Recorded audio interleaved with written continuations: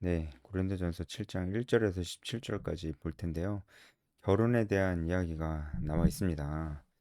어, 결혼에 대한 이야기가 처음 나오는 게 아닌데, 이제 음행에 대한 얘기가 많이 나왔었죠. 이제 그런 부분들.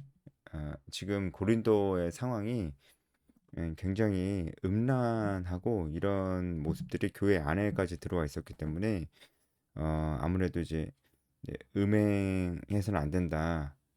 그리고 그러면 올바른 이런 어떤 성적인 활동들이 어떤 것이냐, 아, 이런 것들에 대해서 얘기하려다 보니까 예, 결혼이라는 주제가 또 고린도전서에 또 많이 나오는 겁니다.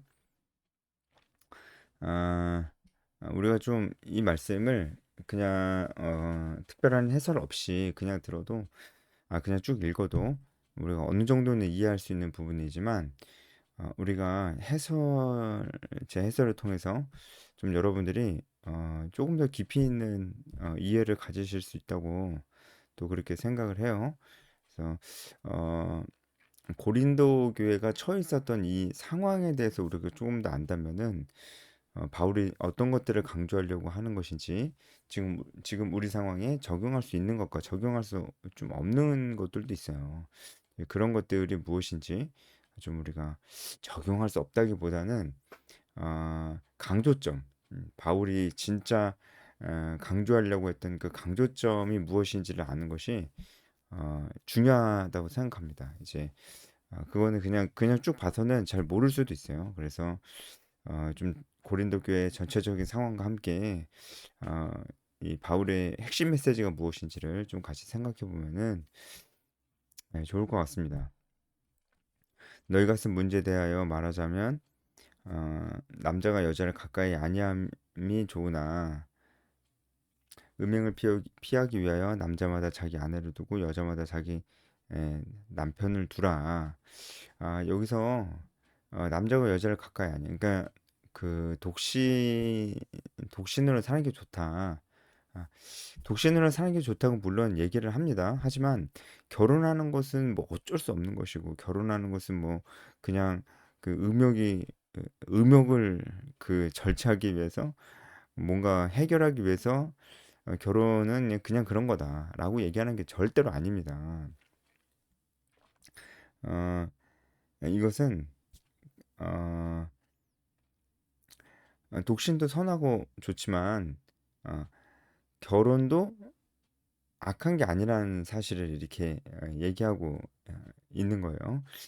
그래서 이 뉘앙스를 보고 독신만이 되게 선하고 거룩한 것이라고 생각하는 것은 절대로 안 됩니다. 어, 왜냐면 사실 독신으로 있는 모습이 하나님 보시기에 좋지 않았습니다. 창세기 말씀에 아담이 홀로 있는 것이 좋아 보이지 않았잖아요. 그렇게 하나님께서 말씀하시잖아요. 그러니까 그 말씀과 우리가 이 말씀을 동시에 생각해 봐야 됩니다. 그러면은 이 말씀을 보면은 독신이 더 좋은 거고 결혼은 그거보다는 안 좋은 거다 이렇게 생각할 수 있는데 창세기 1장 말씀 보면은 독신으로 사는 것이 더 안 좋은 거고 결혼하는 것이 선한 거다 이렇게 생각할 수 있잖아요. 그러니까 전반적으로는 결혼하는 것이 하나님의 뜻입니다. 단순히 이- 이제 우리의 어떤 성적인 욕구를 떠나서 그건 정말 일부고요. 정말 일부입니다. 지금 이 고린도전서 7장이 전반적으로 이런 음행이나 이제 성적인 욕구나 이런 것들이 많이 다뤄지는 이유가 있어요. 고린도 교회가 굉장히 음행이 많았고 그런 게 하나의 문화였기 때문에 그런 얘기들을 좀 많이 하는 거지. 마치 결혼이 성적인 욕구 해소를 위한 통로인 것처럼 그렇게 우리가 생각하는 건 오해입니다. 이제 고린도 교회가 그런 음행의 상황이 있기 때문에 그렇게 얘기를 하는 거예요. 결혼은 훨씬 더 하나님께서 직접 만드신 거잖아요. 훨씬 더 그 의미가 아주 깊은 것입니다. 그래서 성경 전반적으로 예수님을 우리의 신랑, 우리 교회의 공동체는 그 신부로 이렇게 묘사할 정도로 부부 관계에 대한 묘사는 하나님과 우리 사이의 관계에 대한 묘사로 이렇게 쓰여지는 부분들이 아주 많습니다. 그렇기 때문에 결혼은 그 의미가 아주 깊은 거예요. 단순히 성적인 욕구를 해결하기 위한 것이 아니라고요. 그러니까 결혼이 그냥 어쩔 수 없는 것도 아니라고요. 독신만이 사는 것도 아니라고요. 근데 하지만 독신으로 사는 것도 하나님께서 허용해 주신 것이고 그것 또한 유익이 있습니다. 그래서 바울이 권하는 거기도 하고요. 우리가 이런 것들을 동시에 좀 생각해 봐야 될 필요가 있습니다. 어, 음행을 피하기 위하여 2절 보면 음행을 피하기 위하여 뭐 결혼을 해라 이런 식으로 이제 얘기를 하고 있잖아요. 이게 뭐냐면은 이 당시에 사람들이 어, 이제 결혼을 안 할수록 더 어떤 그런 음란한 문화에 많이 영향을 받았습니다. 근데 결혼해도 좀 그런 부분들이 있었어요. 이 고린도 당시에. 그런데 결혼 안 하면 더 심했겠죠. 그러니까 사람들이 너무나 이 고린도라는 곳이 너무나 성적으로 문란하다 보니까 빨리 결혼하는 것이 이들이 음란한 문화에서 그나마 좀 벗어날 수 있도록 도와주는 측면이 있었어요. 그래서 음행을 피하기 위해서 결혼하라 이렇게 얘기를 하는 겁니다. 결혼이 단순히 음행을 피하기 위한 어떤 피나처 정도의 의미만 있는 건 아니라는 거예요. 너무나 음행이 심했기 때문에 그런 것들이 교회 공동체 안에도 들어와 있었기 때문에 그나마 그것을 방지하고자 결혼을 많이 강조를 한 겁니다. 교회가 순결을 해야 되니까요. 어, 지금 고린도 교회가 얼마나 그 했었는지는 교회도 이 문란함에 많이 젖어들었었는지는 우리가 이 고린도전서 초반에도 봤었잖아요. 이 근친상간, 예, 아버지의 아내를 탐하는 이런 근친상간도 일어나고 있었습니다. 물론 이제 여기서 이제 아버지 아내는 이 직계 어머니가 아니고 이때는 첩을 많이 뒀으니까 그 첩 중에 한 명을 가리키는 겁니다. 그래도 안 되는 것이죠. 하여튼 이런 일들이 교회 안에도 너무나 팽배할 정도로 문란했기 때문에 결혼이 그들이 일단은 그들을 음란한 문화 속에서 지켜내줄 수 있을 만한 안전장치였던 거예요. 그래서 이제 음행을 피하기 위해서 결혼을 해라 이런 얘기들이 이제 있는 것입니다. 그러니까 우리가 동시에 생각할 수 있는 것은 더욱더 독신이라는 것은 정말 아무나 그렇게 살 수 있는 게 아니라는 거예요. 지금 이제 그들을 음란한 문화 속에서 보호하기 위해서 결혼해라라고 하는 건데 결혼할 필요가 없다고 할 수 있을 정도의 사람들은 정말 특별한 사람들이죠. 그 사람들은 음란한 문화에 자신들이 실제로 젖어들지 않고 실제로 보호할 수도 있고 성적인 욕구를 해결할 수도 절제할 수도 있는 사람들이기 때문에 그것은 이제 정말 은사라고 좀 볼 수가 있는 것입니다. 남편은 그 아내에 대한 의무를 다하고 아내도 그 남편에 대해서 그래라. 그래서 남편이 아내에 대한 의무를 다하라고 그랬잖아요. 이것이 이 당시 시대에 굉장히 파격적인 것이었어요. 남성 위주 사회였기 때문에 여자들은 그냥 소모품이었습니다. 그런데 여자의 권리를 굉장히 남자와 동등하게 강조하고 있는 것이죠. 어, 그래서 4절도 보면은 아내는 자기 몸을 주장하지 못하고 오직 그 남편이 하고 남편도 똑같다. 남편도 자기 몸을 주장하지 못하고 그 아내가 한다. 그러니까 이렇게 남녀가 동등하다는 것에 대해서 남편과 아내가 동등하다는 것에 대해서 어, 말해주고 있는 겁니다. 그게 맞죠. 하나님께서 남자와 여자를 모두 다 동등하게 하나님의 형상에 따라서 지으셨죠. 이렇게 어, 예, 남자와 여자가 동등하다라고 얘기하는 그런 생각을 가지고 그것을 가르치는 그런 종교나 철학이 이 기독교밖에 없었어요. 다른 어떤 종교에서도 철학에서도 그렇게 얘기하지 않았습니다. 당시 이제 플라톤 철학에서도 아내를 공유한다 뭐 이런 얘기를 하면서 이 여자는 정말 그 여자의 인권이라는 것은 정말 아무것도 없었습니다. 예. 근데 이 성경은 정말 남녀가 동등하다는 것을 가르쳐주는 정말 유일한 어떤 그런 가르침이었어요. 그래서 정말 이 복음이 전해지고 복음이 그 사회에 영향력 있게 자리를 잡은 그 나라나 민족 가운데서는 반드시 여성의 인권이 회복이 되는 그런 일들이 분명히 있었다고요. 그런 의미에서 어 이제 건전하고 아주 필요한 인권적 측면에서의 페미니즘 페미니즘은 성경이 오히려 그것을 가지고 왔다고 볼 수가 있습니다. 하지만 지금 우리가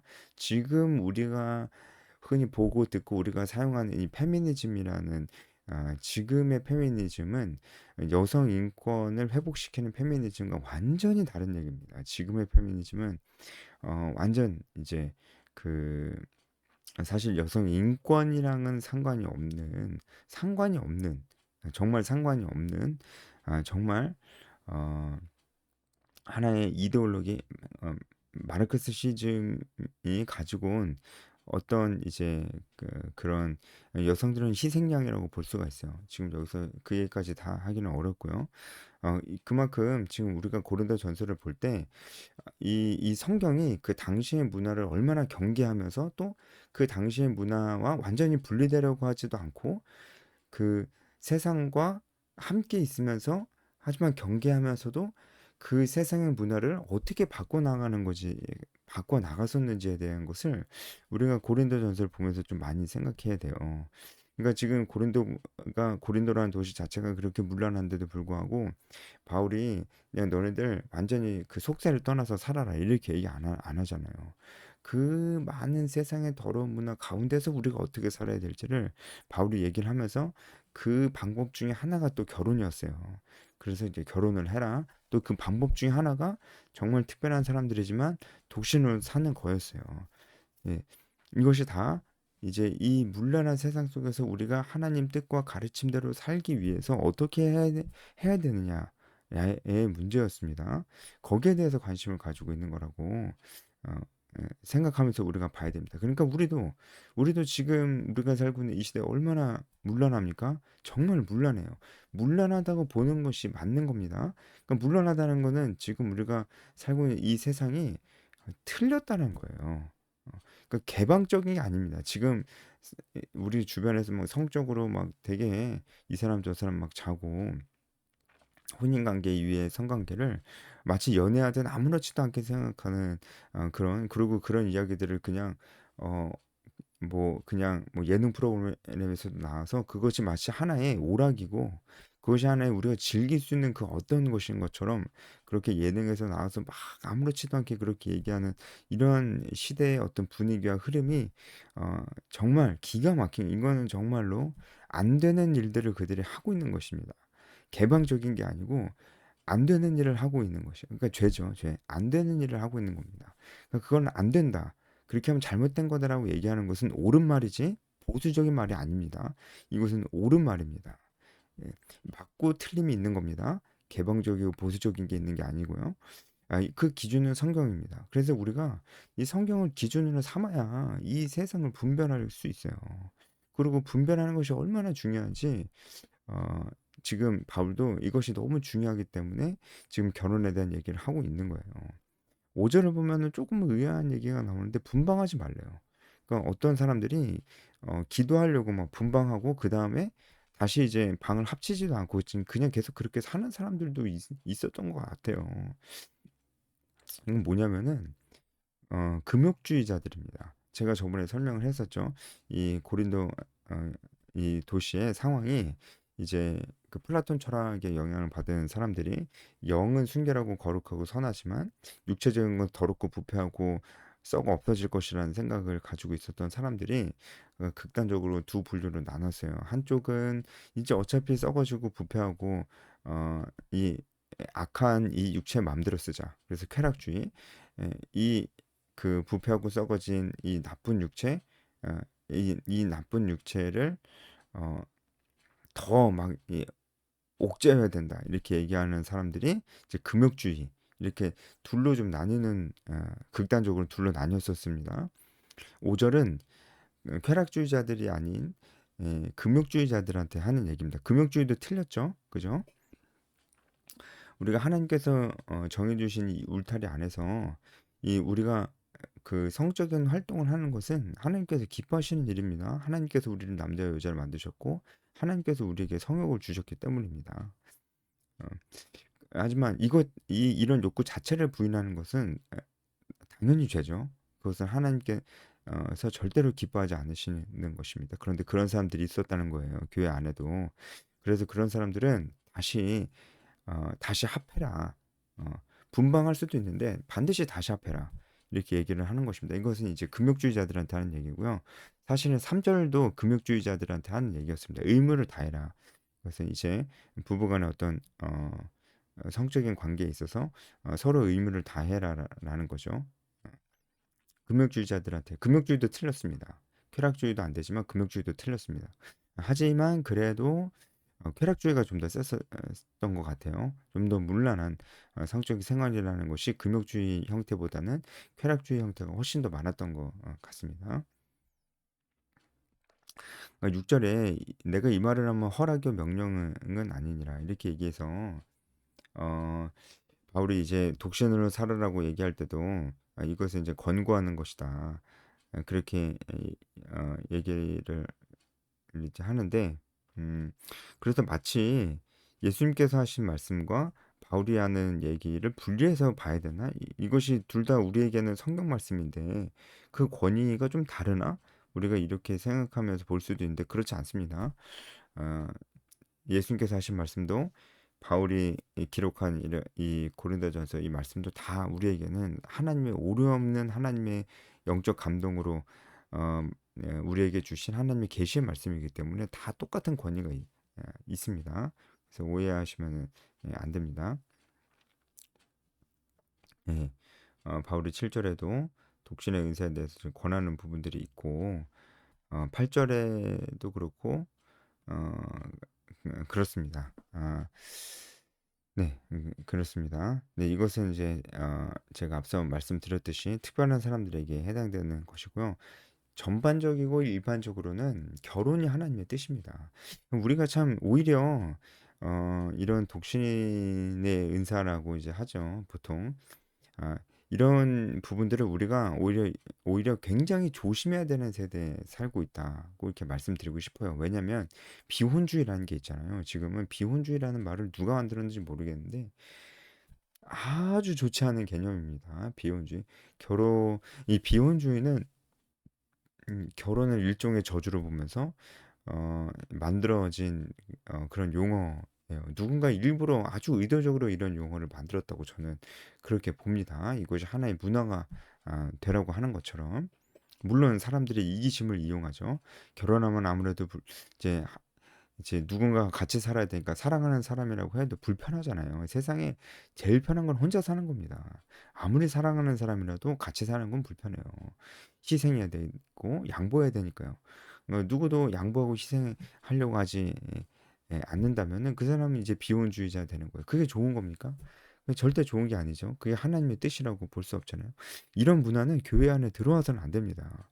그렇기 때문에 우리가 독신의 은사를 얘기할 때 더 조심해야 되는 거예요. 지금 이제 어, 우리가 살고 있는 문화는 이제 그렇다고 봐야 되는 것이죠. 하지만 그럼에도 불구하고 우리가 사는 이 시대에도 독신의 은사가 있을 수가 있다라는 것입니다.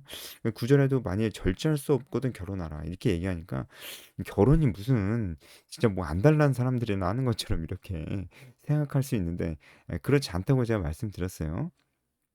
워낙에 결혼하지 않은 자들이 너무나 문란했기 때문에 결혼을 하나의 안전장치로서 이렇게 얘기하는 부분들이 있는 겁니다. 결혼은 훨씬 더 깊고 아주 깊고 깊은 하나님의 아주 깊으신 뜻이 이 결혼 안에 있다는 건 제가 좀 말씀드리고 싶어요. 결혼은 하나님의 뜻입니다. 결혼은 그것을 아름답게 꿈꾸고 아, 건강하게 준비하고 기다리고 어떤 판타지를 가져도 되고 결혼을 기대하고 원하는 것이 하나님께서 원하시는 태도예요. 그래서 이제 10절부터는 이혼에 대해서 나오는데 이제 이혼하지 마라 한마디로 이겁니다. 그런데 예수님은 음행한 연고에 있어서는 이혼을 허락하시는 부분들이 있었어요. 그것도 이제 우리의 죄악 때문이다. 그렇게 말씀하신 부분들이 이제 있었는데 바울은 아예 어떤 경우에도 허용하는 경우를 주지 않았습니다. 왜냐면은 이 당시에 결혼도 너무나 쉽게 생각하고 이혼도 너무나 쉽게 생각했기 때문입니다. 그만큼 이제 어, 그 문란하다는 것은 결혼이라는 이런 구속력 있는 이런 제도에 얽매이지 않는다는 거죠. 이제 그러니까 이혼도 많았어요. 예, 그래서 이혼하지 않는 것을 많이 강조를 한 겁니다. 어, 그러니까 이혼할 수밖에 없는 그런 상황이 있을 수도 있습니다. 하지만 이것도 결혼이 일반적이고 전반적으로 하나님의 뜻이듯이 이혼하지 않는 것도 당연히 하나님의 뜻입니다. 이것은 이제 결혼은 하나의 언약이라는 개념으로 하나님께서 우리에게 주신 것이기 때문에 언약은 절대로 깨져서는 안 되거든요. 아, 그런데 이혼을 한다는 것은 언약을 깨는 겁니다. 그러니까 사실 절대로 안 되는 건데 어, 우리가 다 죄인이기 때문에 어느 정도 허용해 주신 부분들이 있지 그것은 원래는 안 되는 것입니다. 원래는 안 되는 것인데 이 죄악된 세상에서 허용된 것이라는 게 있다는 거예요. 예를 들어서 이제 그런 게 뭐가 있냐면은 전쟁 같은 거죠. 전쟁 나면은 서로 죽이잖아요. 그럼 우리는 이제 크리스찬이니까 살인하면 안 되니까 안 죽이나요? 어, 그렇지 않죠. 전쟁 나면 우리 크리스찬들도 사람 죽여야 됩니다. 그 가만히 있으면 우리가 다 죽잖아요. 그쵸? 그러니까 전쟁이라는 것 자체가 이 땅에 죄가 들어오면서 생겨난 그 전반적인 부패 현상입니다. 우리가 이제 그런 것들을 다 부인하면서 살면 이 세상에서 살지를 못해요. 그러면 우리가 사람들을 신뢰하면서 믿으며 살아야 되잖아요. 사랑하면서. 그러니까 현관문도 다 열어놓고 문 다 열어놓고 어? 우리 집엔 도둑이 들지 않을 거야. 이렇게 나는 사람들을 사랑하고 신뢰하니까. 이렇게 살면은, 그 사람은 이 세상에서 못 사는 거예요. 그러면 그 집에 도둑이 안 들겠습니까? 들죠. 그래서, 우리가 그 전반적으로 부패한 이 세상을 살아갈 때 이런 지혜가 필요한 것입니다. 그래서, 하여튼 이혼은 안 되는 것입니다. 아, 그리고 또 이제 아주 민감하고도 재밌는 주제가 나오는데 시간이 벌써 많이 갔네요. 믿지 않는 자들과 결혼하는 문제입니다. 이 부분도 있어서 이제 바울이 허용한 부분들이 있어요. 어, 믿지 않는 그런 사람들을 버리지 말라. 그렇게 하면은 너희 자녀도 깨끗하게 될지 누가 아냐. 이런 뉘앙스입니다. 어, 믿지 않는 자들과 결혼하고 같이 사는 사람들 이혼하지 말아라 이 얘기입니다. 여러분 결혼하고 같이 사는 사람들 불신자와 같이 결혼하고 같이 사는 사람들 이혼하지 말라 이제 그 얘기입니다. 그러니까 믿지 않는 사람들과 결혼하는 것을 권고하는 내용이 절대로 아니라는 것 이것도 우리가 알 필요가 있습니다. 그러니까 말씀을 좀 정확히 알아야 돼요. 이 말씀이 어딜 봐서 믿지 않는 사람들과 결혼하는 것을 권고하는 것입니까? 그렇죠. 그러니까 최대한 믿지 않는 사람들과는 결혼하지 않는 것이 좋아요. 이제 이 주장을 뒷받침해주는 성경 말씀은 많이 있잖아요. 멍에를 같이 질 수 없다 이런 말씀이 있고 그리고 근데 이제 자기가 안 믿는 사람이랑 결혼하고 싶으니까 이 고린도전서 7장 말씀을 가지고 성경에 된다 하지 않았냐 이렇게 얘기하는 사람이 있어요. 자기가 안 믿는 사람이랑 결혼하고 싶으니까. 뭐 근데 이렇게 그 정도까지 얘기할 사람들은 뭐 안 된다고 그래도 그냥 결혼을 하더라고요. 일단 결혼하면은 절대 헤어지지 말고 잘 살아야 됩니다. 그런데 아직 결혼하기 전이라면 혹시 연애도 하기 전이라면은 안 믿는 사람이랑 연애하지 말고 안 믿는 사람이랑 결혼하지 않는 것이 당연히 좋습니다. 여기 막 되게 긍정적으로 써 있어가지고 되게 긍정적으로 보는데 이거는 결혼을 한 상태잖아요. 어, 만일 어떤 형제에게 믿지 아니하는 아내가 있어, 어, 그가 남편과 함께 살기 좋아하거든 버리지 마라. 이게 이미 살고 있는 거잖아요. 그러면 버리지 말아야죠. 이혼하지 말아야죠. 한데 아직 살기 전이면은 안 사는 게 좋다고요. 네. 우리가 이제 그런 부분들은 좀 분명히 알아야 될 필요가 있을 것 같습니다. 네, 오늘 여기까지 하겠습니다.